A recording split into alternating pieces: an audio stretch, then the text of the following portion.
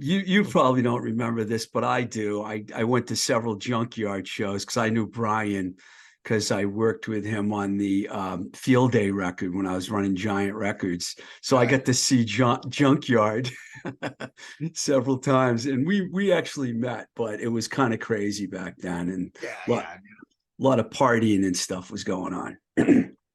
yeah. A lot of the '90s I only remember through other people's recollections. So But did you grow up right in the city of Austin? Or are you from the surrounding area? now I actually grew up right in Austin, right next to the University of Texas campus. The place has changed a lot. I haven't been there since the late 90s, but I look at the population and the surrounding areas, and it's just amazing how the place has developed. Yeah, it's turned into this full-blown city. Like when I first started touring with the big boys, nobody knew where Austin was. Like we'd say Austin, they go, huh, what? And now every time you hear people talk about, cool places, it's New York and Los Angeles and Austin, and which is still mind-boggling a little bit. And a lot of the old residents hate the change. I'm fine with it. I, It's just everything changes. I knew there was a lot of development going on when I worked on a film there in 1990, and we were in Pflugerville. And Yeah. I remember every morning going in and seeing the sign, population 945. And recently I looked at the population there and it's like 50,000. I'm like, how the hell could that have happened?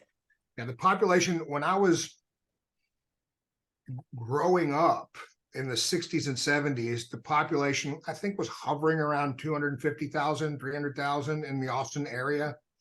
And that stayed pretty constant through the mid 80s. And then there was a massive economic collapse in 85 in Texas when the oil industry, went belly up for a while. And Austin began attracting a lot of tech. It was already Texas Instruments was already here, IBM was already here, and they began reaching out, trying to find new companies to bring money into the Austin area besides gas and oil, and that has just led to I think the most recent population thing that I saw was about 1.8 million.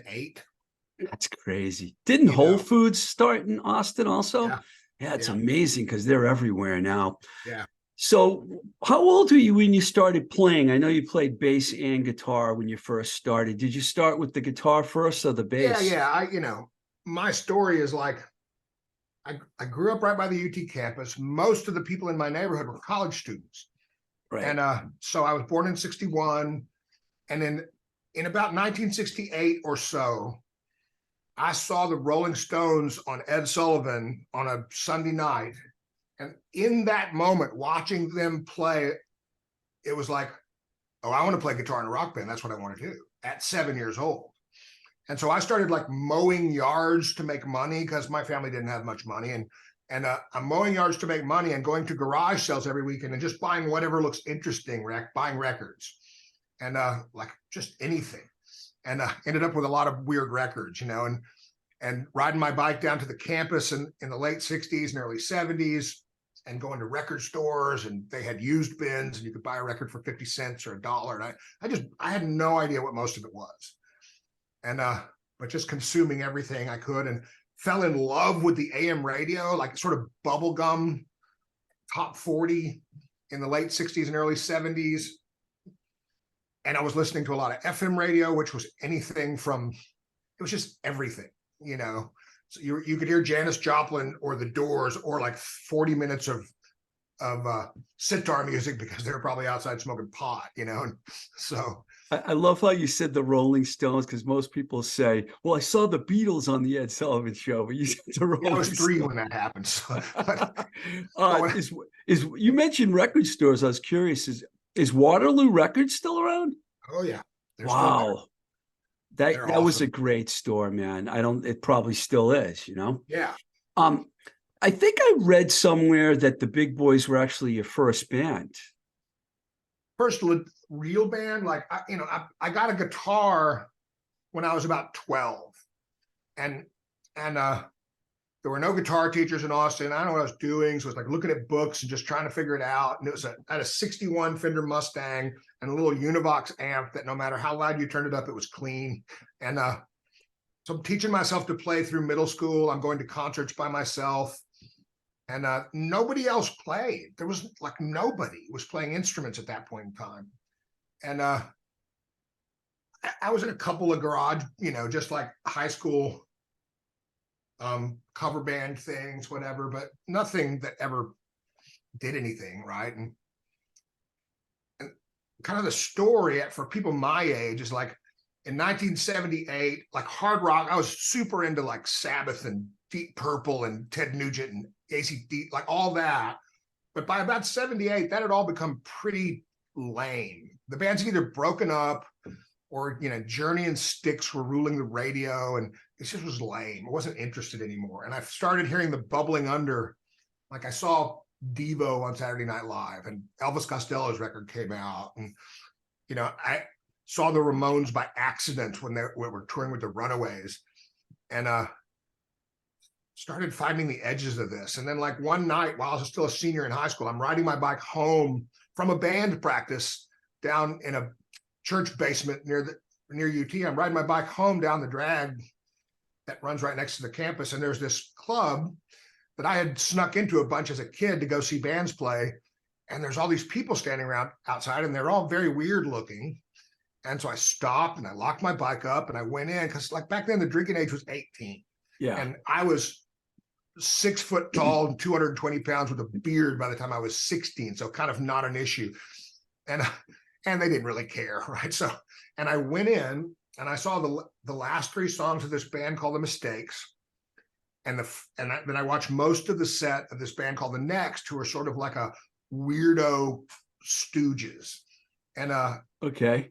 And I'm looking around at these people and I'm watching these bands, and like there's up to that point, it was like me at home with my guitar and Journey at the Enormo Dome and kind of nothing in between. And for me, the way the world appeared was, you can't be a rock star. You can't be in a band. They're from England. You can't be a writer. They're from New York. You can't be a filmmaker. They're from LA. You can't be in the arts. You just consume. And that's kind of what the late 70s had become.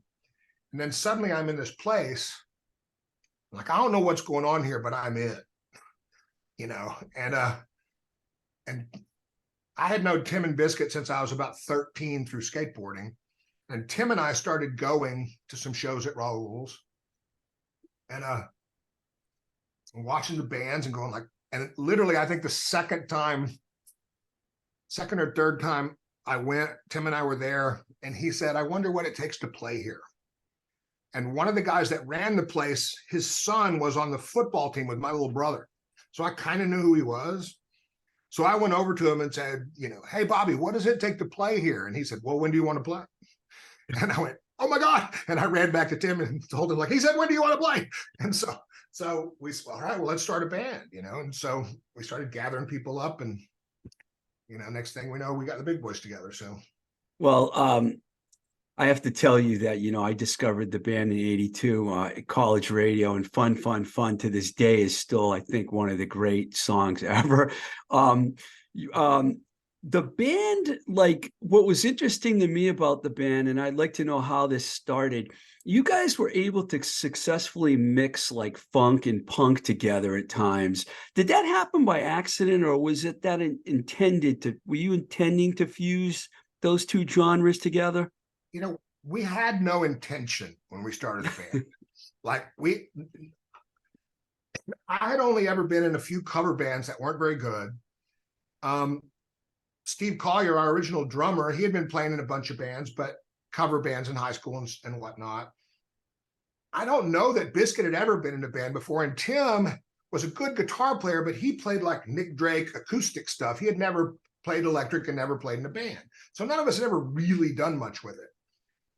So there was no musical preconception. We knew Biscuit was a great singer because he had been singing all the time while we were out skating together. And we knew who he was as a person, how flamboyant he was. And so like, let's get that dude, and I mean, the honest truth is we were awful for the first 3 or 4 months. We were awful, but Biscuit was entertaining and the scene was supportive. Like, if you're trying, we're with you. That's the way the scene was in Austin. And so we just did what we did. So you And didn't plan on mixing the funky aspect well, no, into it's just like we're just playing and seeing what happens. And fairly early, like one of the bands I was in high school, it wasn't really a band I was in. A bunch of the black guys from the football team wanted to play an Ohio Players song at the talent show, and none of them played guitar. It was all bass and drums and keyboards, and so they said, "You play, we'll show you." That was like ninth grade. I could barely play, and so they showed me, and we played that, and then they took me to a show that was like Earth, Wind and Fire, Cameo, and the Ohio Players, and it was just like, oh my God, this music is amazing. And when the Big Boys first started, one of the first songs we wrote together, Tim was already good at writing songs. I had never done it. And he encouraged me, and we sort of began to co-write. And one of the songs on our first single is a song called Heartbeat. And the entire thing is like the bass and the drums are carrying the song, and the guitar is very textural. It's very much how funk music is. And that very quickly became a thing. Like the push and pull between my bass parts and his guitar parts was something that was unique to us. It wasn't the only thing we did, but we liked it. And then after a while, and it wasn't long, because like I'd been in band in high school, and I played trumpet and a bunch of other instruments, and my little brother was still in band in high school. And but I just saw a video of the Big Boys playing a New Year's Eve show. It must have been 80 into 81. So we'd been a band about a year. And it was the very first time we ever played Hollywood Swing.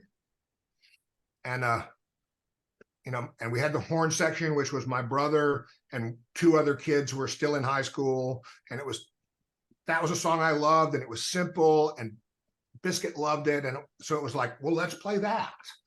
That sounds fun. And, people dug it, and we had a great time playing it. And then we started writing our own, and it was sort of this move from like the weird guitar bass push pull thing, which also led into discovering all the sort of post-punk Mekon's Gang of Four that were all doing the same sort of thing around that time, and went, oh, that's cool. And so we're experimenting with taking what they're doing and doing our, adding it to our palette. And then it became like, what if we just did a straight funk song? What would that be like? Or do it our way. We're not a funk band, but and it was, we loved it. The people in Austin loved it. The Texas punk scene was much more diverse than most. And when we first started touring, people didn't know what to make of us. I was going to ask you about your relationship with the Dicks, because I know you guys, there were a lot of tours too with Dicks and MDC, but you guys in the Dicks, like in 1980, did that two bands on a live record. And that kind of, a lot of people found out about you. You guys had a pretty good relationship with them, didn't you? Yeah. Well, the first show they ever played was on this 5-band bill at the Armadillo World headquarters just before it closed. And the Dicks had been hanging around. The different guys, basically Glenn, probably all four of them, had been hanging around the scene for a while and threatening to put a band together for like a year. And finally, some of the girls, my understanding is some of the girls that were kind of hanging around the edges of that little crew were really sort of pushed the issue, and put up or shut up, stop talking about it. And so they put a band together, and they were amazing. Like the very first time they played, it was like, holy crap, these guys are cool, and we played a lot of shows with them. We were doing everything we could to support them. Gary and Biscuit were friends, and it was interesting because there was always a very large gay and lesbian contingent in the Austin punk scene from the very beginning. And it was just kind of like no big deal. But, Gary coming out and doing his thing, his sort of insane, dangerous, divine thing, and Biscuit doing whatever the hell Biscuit was doing that week.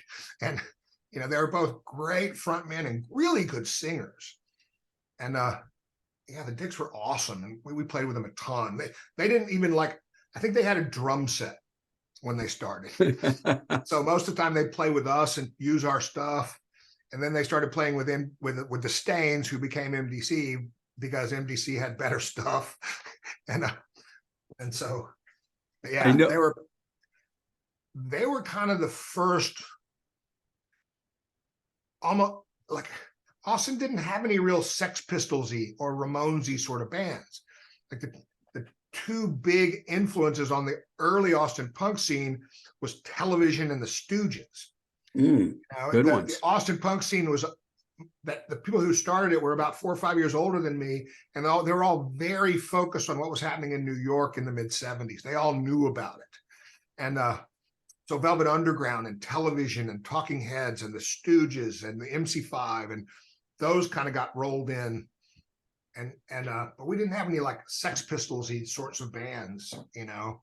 And even the Dicks don't really qualify as that, but you guys put out had some interesting album titles. I worked at Enigma, but I got there right after. No matter how long the line at the cafeteria, there's always a C came out. But Lullabies Help the Brain Grow was really, both of those records are really good. You know, following up Fun with them was like brilliant. Was there a creative I know Tim, I think he's an artist. Did he design the covers, or did he bring that kind of creativeness into the band? Is that how that all happened, or was it a group effort? It was a group effort. Like from the beginning, like when we first got together, the way I remember it is like we sat down and talked about it and said, our goals are we want to play a show. And if we're still a band in 6 months, we want to make a record.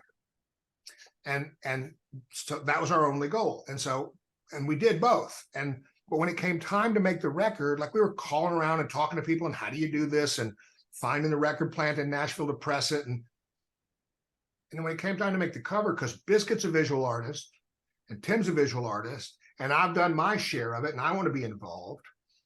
And so kind of what we did,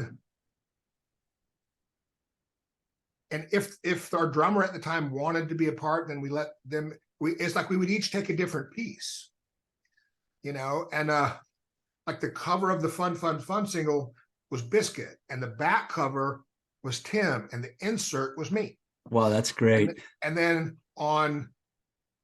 we had everything to do with the artwork on the Big Boys Dicks record, and then on the one that followed that up with the little hatchet thing, baby, on the front, that was, I want to say that was Tim.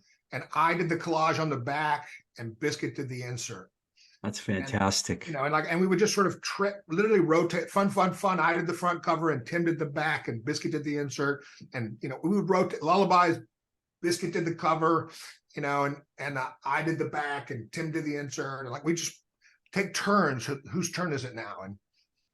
And I have no idea where the titles came from. I don't know. Like I said, I worked at Enigma, but I have no idea how you got there. Was it Ron Gowdy that signed you guys to Enigma Records? You know, I don't know. That was all. Every record we put out basically happened, besides our first single, every record we put out, it was because somebody approached us and said, hey, you want to make an album? And we go, okay. It's a good way to start a label and do whatever. And then, you know, the record would come out and whatever happens. It was punk rock. Nobody knew what they were doing. And then somebody else would approach us and go, you want to make a record? And we go, okay. And there was this little production company in Austin called Moment Productions for a little while. Yeah. And their main focus was this band called D-Day, who were sort of a new wave band and had a really good female singer. And I think they thought they were going to get them a record deal. But one of the people they hired really wanted to work with us too. So they said, okay.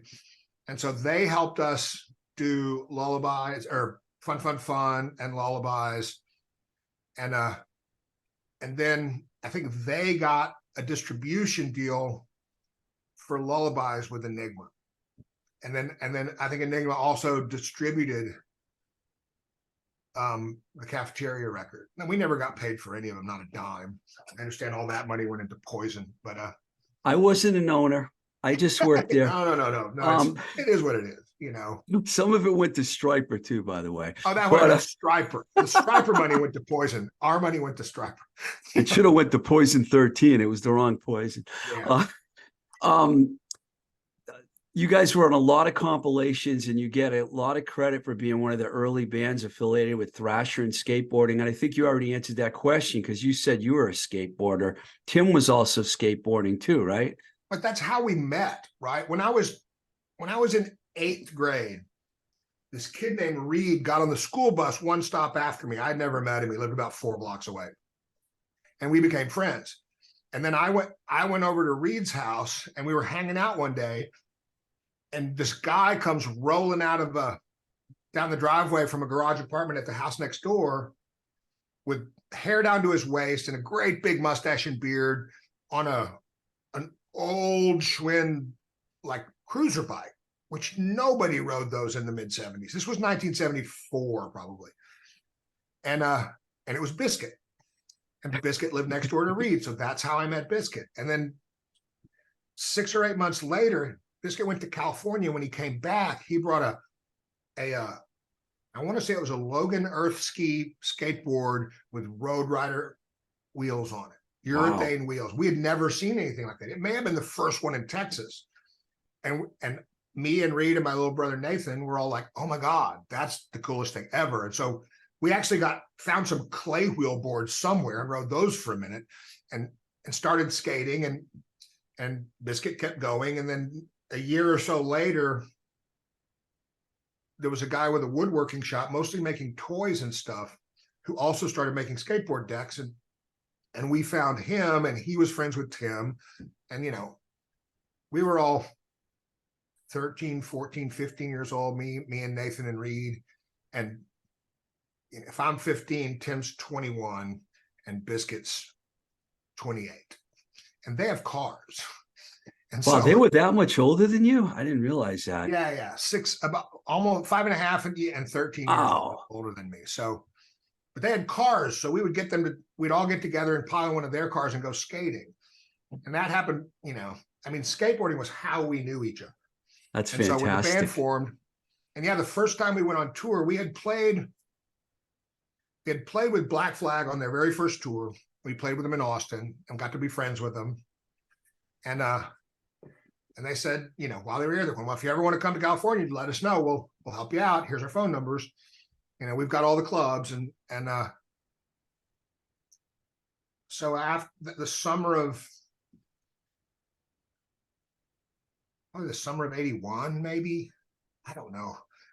We decided to go to the West Coast. In between 80 and 84. Yeah. We decided to go on tour. Like, nobody knows who we are. We have one single out. It's only available in Texas, you know, but we're going on tour. And I don't know whose idea it was, but Tim wrote a letter to Thrasher and said, Thrasher was brand new. It was just moving out of newsprint, but it was available in the grocery stores, right? And so we wrote them a letter and just said, hey, we're this punk band from Texas, and we're all skaters, and we're coming out on tour, and we're going to be in San Francisco for these days, and we would love to meet up with you guys and maybe go skating. And they immediately wrote back and called, and like, I had no idea how small of an operation it was, you know? Wow. And we rolled into the place we were staying in Los Angeles, and Mofo and Tony Alva met us there. Wow. Which was mind-blowing because we had been watching, you know, everything we did was really styled after those Dogtown dudes. We resonated with that, you know, they were our guys, you know, and suddenly there's Tony. And they rode around with us for the whole tour. It was only like 12 days. That's fantastic.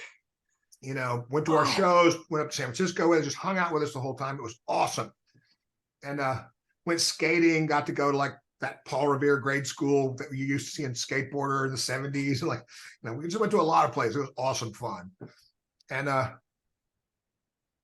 you know, played one show to any people at all, but played shows and had a good time. And then we came home, and in the next issue of Thrasher, there was the first of a 4-part fictionalized version of our tour that Mofo was writing, very much like the stuff that Craig Stissick had written, about the Dogtown guys back in the 70s, and like, so we immediately became like, oh, big boy skateboarding, and the very next thing, from what I understand, is they get a bunch of letters like from JFA and stuff, and go, we're skate band too, and like, so suddenly there was this, people reaching out after those articles came out, that was awesome. It didn't hurt. That's cool, man.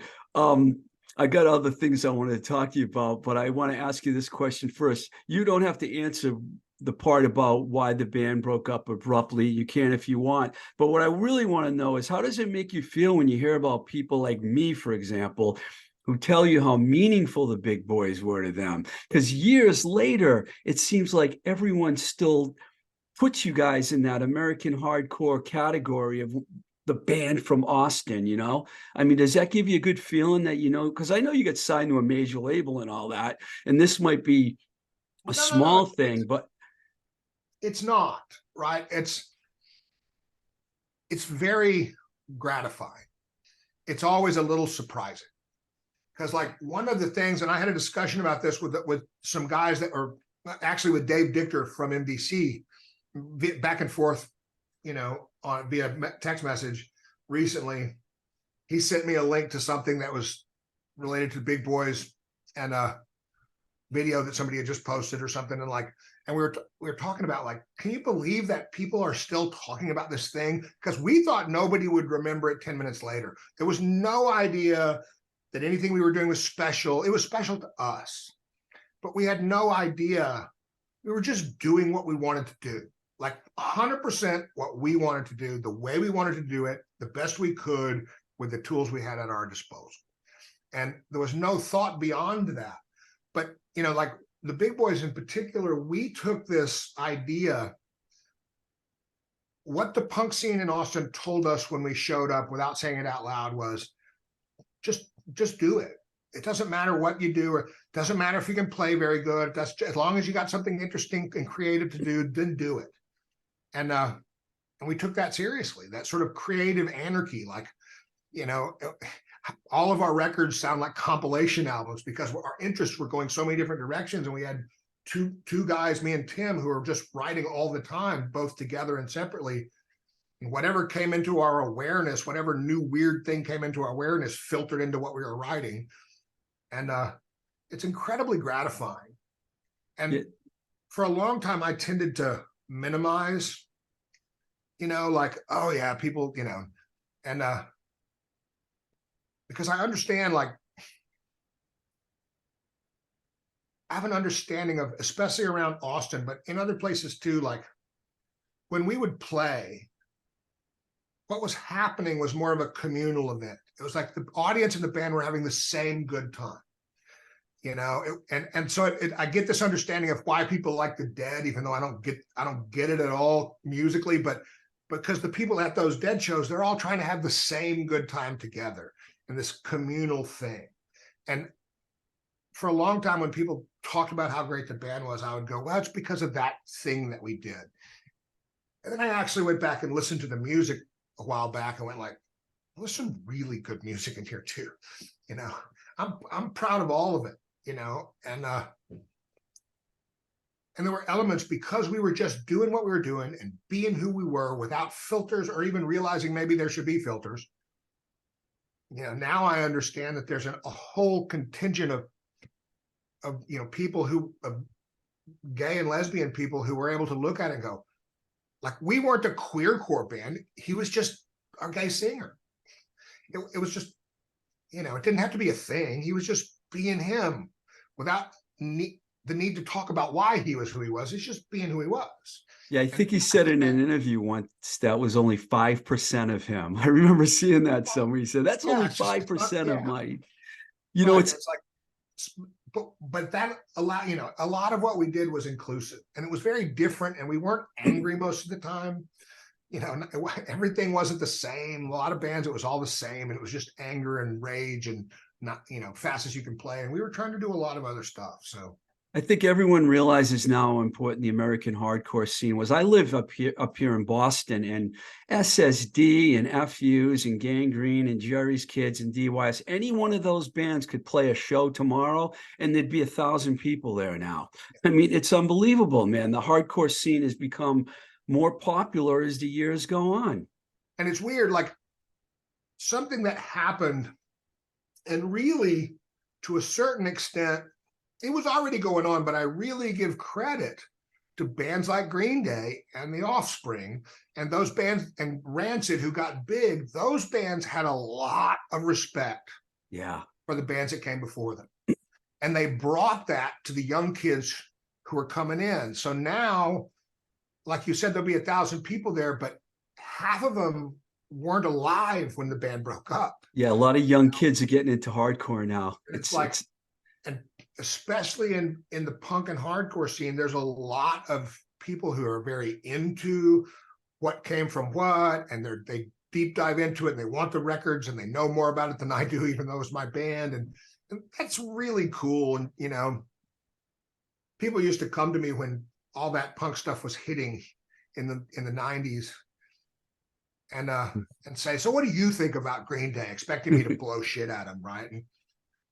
And my response was, I think it's awesome because bands like Green Day have more to say to a 15-year-old than Van Halen, really, you know?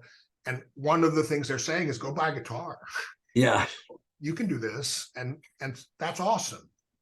And the word punk now doesn't mean what it meant when we were doing. Yeah. You know, it's much broader umbrella back then. So when the big boys disbanded, you formed Poison 13 with Tim Kerr. Really good band, by the way. I got to meet and hang out with Bill Anderson one time when I was down in Austin. He was a really nice guy.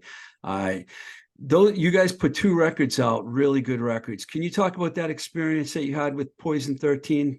Yeah, well, Mike Carroll, who was the singer,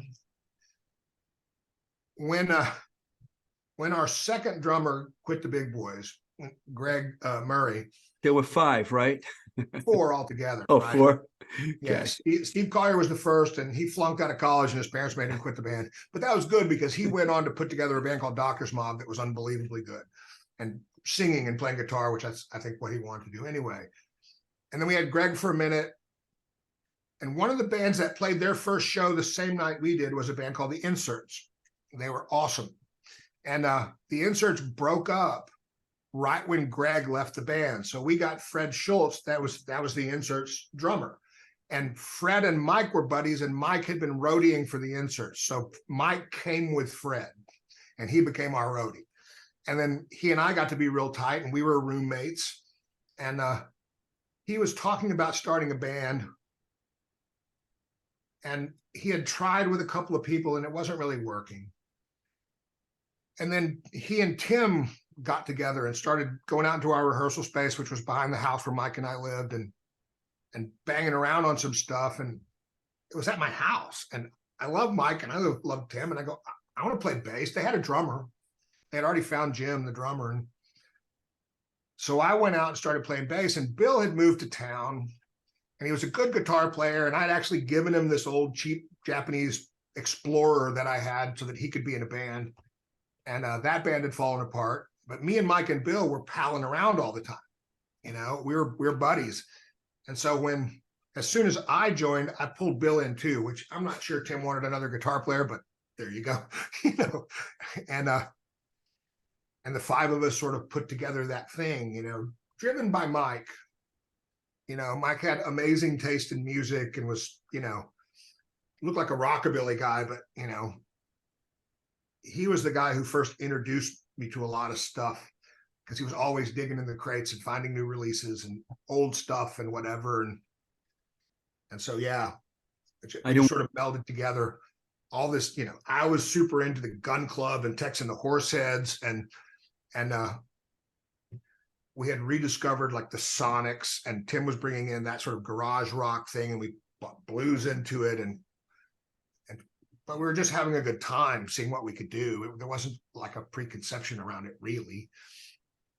I wanted to mention those records because they were really good. When did you decide to move to LA? Was it like it must have been before Junkyard formed in 89. So it must have been or Well, 88. Actually, I want to say I was on tour with Poison 13 probably in late 85. And the rest of the band went back to Texas, and I stayed with this girl I knew from San Antonio who was living out there just to hang out for a while. And I ran into a couple of friends who used to be in a punk band, and now they'd grown their hair out. And I had been, like, the hardcore scene had gotten super tedious. It hadn't become overrun by skinheads or anything yet, but it was becoming tedious. You know, the new bands were listing other punk, you know, the punk bands were listing Suicidal Tendencies as an influence. It was like, oh, Christ already. And and it's like the hardcore scene was becoming all knuckleheads, and the weirdo new wave scene had sort of turned into an REM Pavement sort of thing, which is also not interesting. And I was listening, I had gone back and started listening to the Stooges and other stuff. And then I discovered Hanoi Rocks. And the Hanoi Rocks, like Two Steps from the Move record and their live record had come out. And I'm like, oh my God, this is an amazing band. Like, I want to be in a rock band. And I was almost good enough on guitar to do that at this point. And then I went to LA and I discovered some of my punk rock buddies who had grown their hair out, got a new singer, and started a rock band. And I went and saw them while I was in LA. And I went to a show that was like Faster Pussycat's first show and Guns N' Roses' fourth and fifth show as a party. And it became quickly apparent, like, there's an underground rock scene here, the same way that there was an underground punk scene. Like, you could maybe start a rock band out here. I went home and I tried to get the guys from Poison 13 to move to California with me because we were way more popular on the West Coast than we were at home. Nobody was interested in moving. So basically, I gathered my crap together, and I knew a woman from Austin who had a store out in Pasadena, and she let me move into a space in the back of the store and print T-shirts for her. So I had a place to land and a job. I packed up my shitty car and headed out, you know, and it was an interesting first 6 or 8 months in 86, because like nobody in LA wanted to play with the chunky guy from Texas whose hair was just beginning to grow out. Like, they're all dressed like girls and trying to sound like Poison because that's what was selling, right? Everybody's wearing spandex and assless chaps, and some of the bands were literally wearing pumps, you know. And I remember. But like, yeah, I'm not doing that. But I started going to all the shows and trying to find people to play with. And a while back, I was talking to some guys that were in some of those bands, and they're going like, yeah, man, when you landed in LA, nobody knew quite who you were, but you seem to know some really cool dudes in some of the bands because they used to be in punk bands. And like, we just called you like the scariest man in Hollywood because we were sure you were going to kick our ass, because I was still dressed like Poison 13, right? I'm wearing a bandana and greasing my hair back, trying to grow it out, and wearing a leather jacket and all black, and because that's what I've worn for years. And you know, they thought I was going to beat them up for, you know, looking like fruits, and like I was just going like, I'm never going to fit in out here, and nobody wanted to play with me. And then I heard somehow through the grapevine that David Roach was going to move out, and his early bands had played with the Big Boys and with Poison 13. And like, I knew him. I didn't, you know, I just had this intuitive thought, like, you should track down David. So I did. And when he moved out, he brought the guitar player and the guitar player's wife and the drummer from his old band with him. And so that was the beginnings of Junkyard. Tony Alva was our first bass player. Yeah, I heard that. Yeah. And you know, it's like, I want to be in a rock band, but it has to be on my terms, because we're all punk rockers, right? Like, yeah, let's play rock and roll. Let's be legit about it. But I want to do Ted Nugent and AC/DC and ZZ Top and Lynyrd Skynyrd and Motorhead. I want to mix that. Like, everybody else is just sort of doing Aerosmith and Poison and whatever. And I figured it might take a couple of years, to get any attention. The intention was to get a major label record deal. Let's do this. Let's see if it can do this. And but there were also bands in East Hollywood, away from the Sunset Strip, that were our people, like the Hangmen. And, you know, and we started playing a lot in a place called Raji's that was like, I know it. It's awesome. You know, just Tex and the Horseheads, all our friends, you know, the non-hardcore punk rock friends had all these bands that were awesome. And we were playing with them, but we also started pushing our way into shows with the rock bands, you know, and we were really different than everybody. How did Brian end up with you guys, Brian Baker? We had been a band about 8 months, and this band, this woman that ran this club called the Scream, it was like this big place, right? Yeah, very big. Yeah. Her and her partner wanted to manage us. And so they put us on this bill.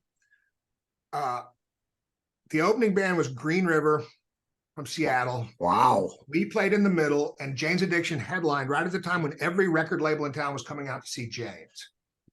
In fact, that was Green River's last show. What a lineup. And Green River, like half the band saw Jane's and went, that's what we should be doing. And the other half went, fuck you. And they broke up on the way back to Seattle and became Pearl Jam and Mudhoney, you know. But after that show, like I said, we didn't have a demo, we didn't have photos, we didn't have nothing. And after we played, an A&R person from Geffen and Elektra both came up to us right after we played, and the Elektra guys going, I want everything. I want to sign you. And these are literally the 2 labels I like best. And we said, we don't have anything. It's, look, dude, as soon as you can get a demo and some photos in the press kit, you get it to me. And we went, okay, great. And we got his info. And then the woman from Geffen came and said the same thing. And we said, we don't have anything. And she said, call me Monday. I'll give you money and put you in the studio. Wow. So we said, okay. And they gave us $3,000 to record 3 songs, and we recorded 5 songs and gave them money back. We did our first demo with Matt Wallace, who went on to produce all kinds of good stuff. Yeah. And then, so they signed us, and then we did a showcase for Tom Werman, who was in my top 4 or 5 producers. And Werman came to us and said, I would love to work with you. Your other guitar player is not good enough to play on the record. Ooh. The guy that had moved out from Texas. And we knew that. We knew that. I wanted to be the rhythm guitar player and have some great lead guitar player guy. And he just wasn't, he was a great guy.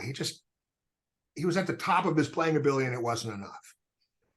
And we had always known this was going to be kind of an issue. So after Werman said that, we sat down and went like, well, you know, this sucks.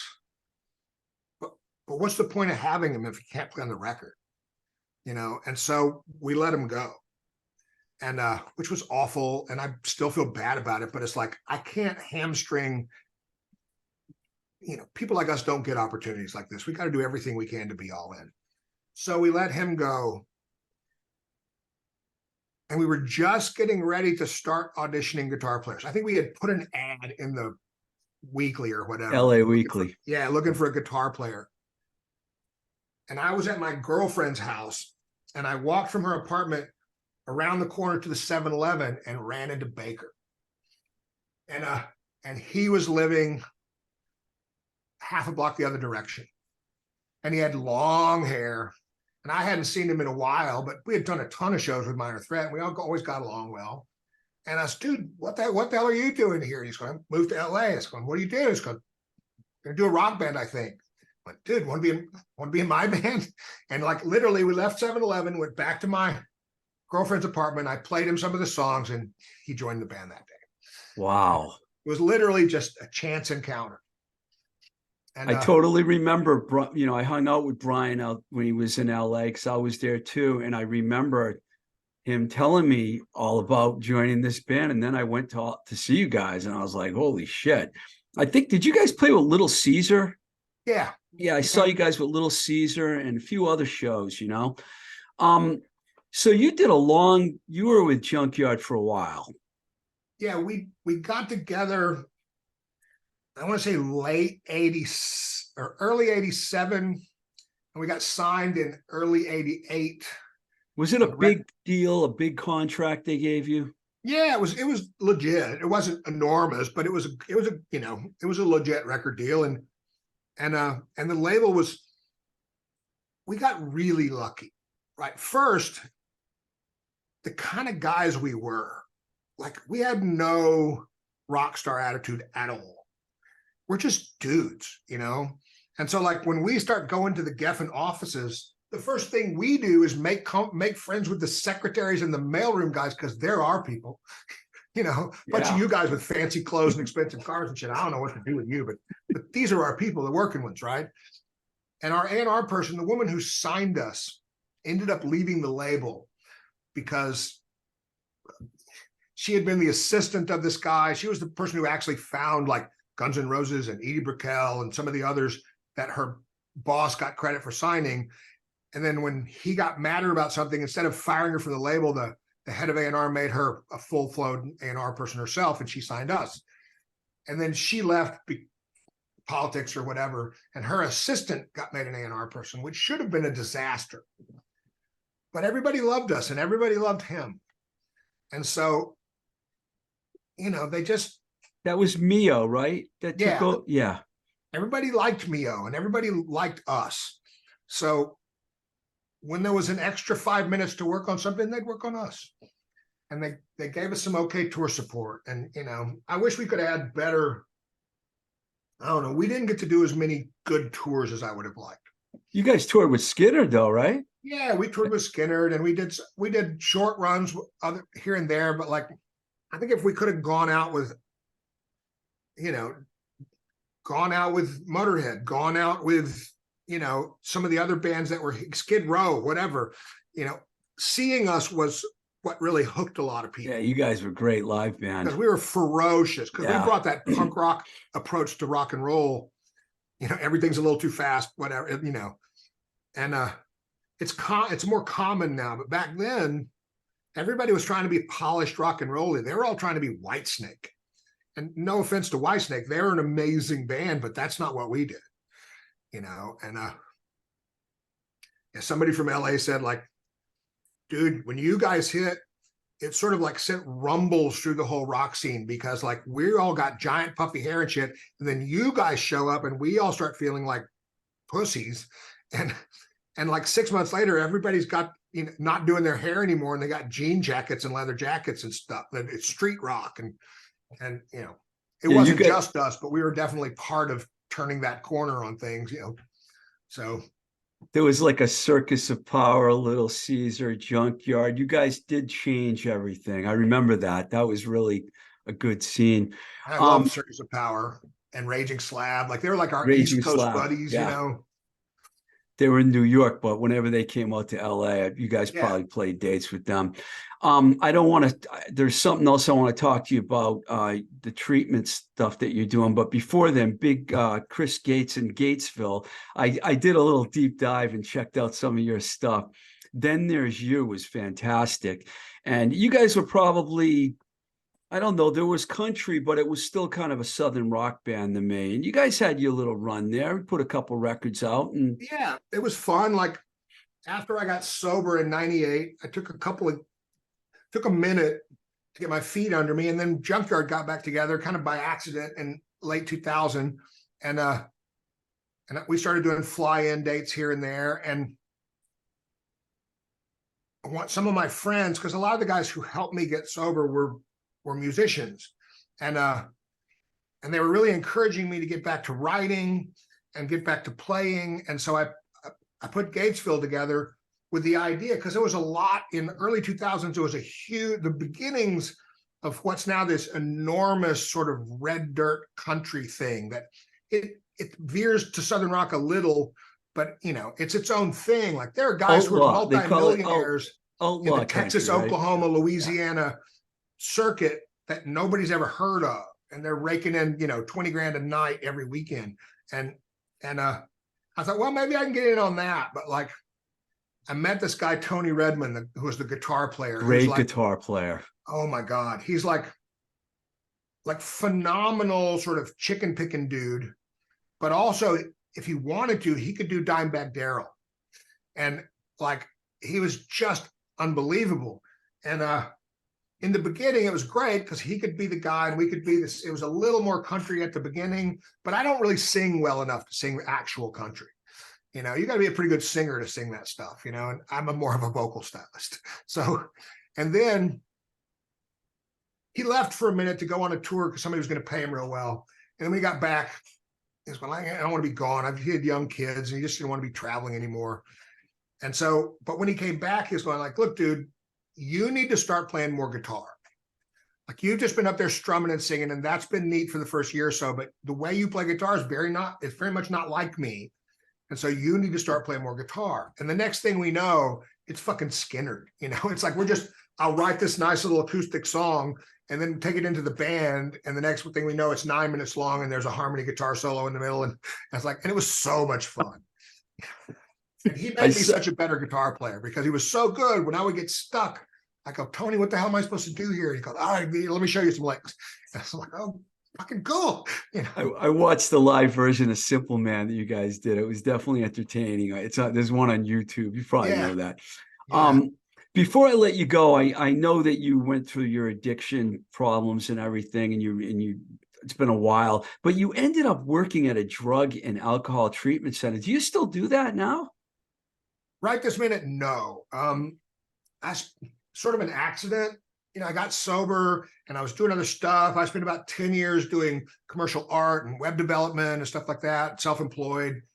Then when the economy tanked in 2010, I was looking around for something else to do. And I got hired at one company that was sort of adjacent to the treatment field. And then in 2015, a friend of mine approached me and said, look, I'm on the board of directors at this nonprofit drug and alcohol treatment center. And we've just fired all the management and we're probably going out of business because we have no idea how to raise the money to keep it open. Want to come work for us? And I went, okay. And I ended up over the course of a couple of years going from like not quite knowing what job I was going to do to being the program director and helping build a really successful thing. And then unfortunately, COVID and the inability to fundraise closed it down. And I got a job after a while working at a really awesome place in Georgetown. And 2 months after I had started working there, I got COVID and I was sick for 3 months. Oh, you got it bad, huh? And then I went back to work for about 2.5 or 3 months and we had an outbreak at the treatment center and I got it again. And I haven't been able to work since. So I'm just kind of laying low and taking care of my health and making plans for what I'm doing next. I'm still going to be kind of working in that area because I have a way of approaching. Like I grew up a punk rocker in the Reagan administration. Don't talk to me about religion. You know, the moral majority, fuck you, you know, like, and I also grew up in Austin in the 70s. So where like spirituality was also not very attractive. And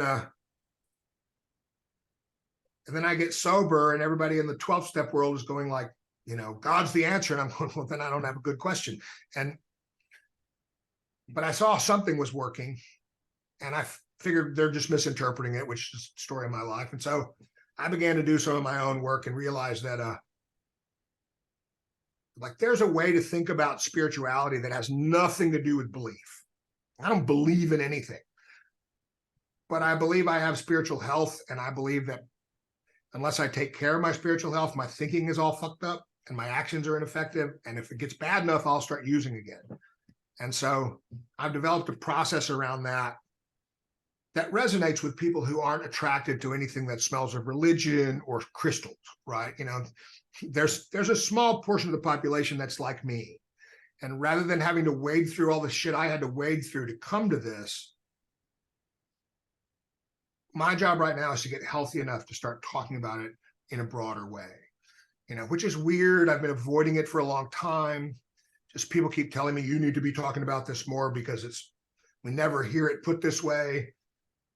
And I've been like, nobody wants to listen to me. I'm an old musician dude. Like, but now I'm beginning to understand, like with the people who like the big boys and people who love Junkyard, that like, that may be the very reason some people will listen to it because of who I am. So that's kind of where I'm headed as the year's ending and moving into next year, is starting to talk about this thing that I think is sort of an undercurrent to why so many people are so unhappy. And I didn't even know it was a thing.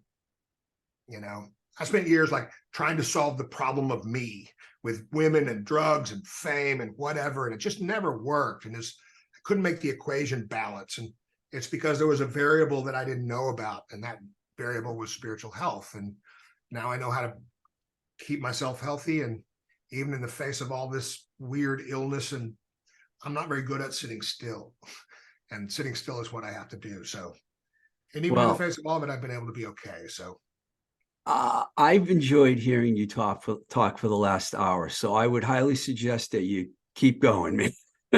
Thank you so much, man. And my friend Kylie hooked this up, so I want to mention her name. You know, it was really cool. I'm super stoked that you asked me. You know, I'm always surprised anybody wants to talk to me. So. Well, good luck to you, man. I hope you play more music too, because you're really good at it. Yeah, working on it. I got this project that I was doing that I've been doing. I didn't even realize it was a project for 4 years. Like where once every 3 or 4 months, I'd have a weekend with nothing to do, and I'd go out in the studio wanting to make some music, but I hadn't been writing. And what it actually turned into was I would take lyrics from another song, almost always an R&B or soul song from the late 60s, disregard the music entirely and write something completely new. And sounds cool. About the 3rd or 4th time I did it, I was going like, oh, this all kind of goes together. And it's pretty cool. And so I've got about a dozen songs now. And, you know, once I'm feeling better, I'm going to get some people in a room and see if it's got any life. So can't wait for that, man. You can find that on YouTube too. I think I can't even remember what it's called. You can find me on YouTube. So, hey, thanks a lot, Chris. Yeah, man. Thanks for asking. All right.